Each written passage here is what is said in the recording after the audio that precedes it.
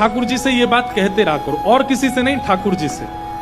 क्या कहते रहा करो? आप मुझसे बहुत प्रेम करते हैं, मुझे पता है। नित्य अपने ठाकुर जी की सेवा करने के बाद, आरती पूजा वंदन करने के बाद, नाम जप आदि से निवृत्त होने के बाद, अपने काम पे जाने से पहले ठाकुर जी को बोला करो, हम आपसे बहुत प्रेम करते हैं। तो सब कहते हैं, आप बोलो, आप मुझसे बहुत प्रेम करते हैं, मुझे पता है।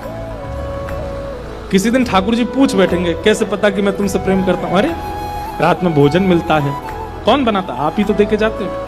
रात में सोने को मिलता है, सुबह उठ जाते हैं, चाय मिलती है, स्नान ध्यान करके तैयार होकर आपकी सेवा करके ऑफिस जाते हैं, पैसा मिलता है। ये सब आपकी, मतलब जो प्राप्त हो रहा है उसको पर्याप्त मान के ठाकुर जी से कहो आपकी बड़ी कृपा है। हम संशय में रहते हैं कि ठाकुर जी हमारे भाव स्वीकार करते होंगे कि नहीं, हमारी प्रेम लक्षणा भक्ति से प्रसन्न होते होंगे कि नहीं, हमारे इस भाव से उनको कोई बुरा तो नहीं लगता होगा, आदि आदि ये भाव हमारे चित्त में आते हैं। आज से परिवर्तित करो। अब ठाकुर जी से कभी नहीं सोचना कि ये हमसे दुखी हैं, नाराज हैं, हम गिर गए, पाम टूट गया।